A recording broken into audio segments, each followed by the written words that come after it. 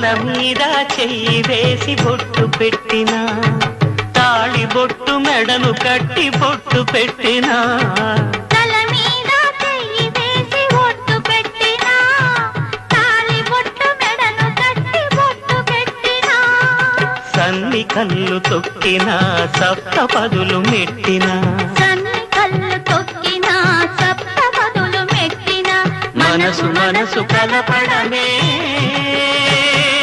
మంత్రం పరమార్థం. శ్రీరస్తు శుభమస్తు, శ్రీరస్తు శుభమస్తు.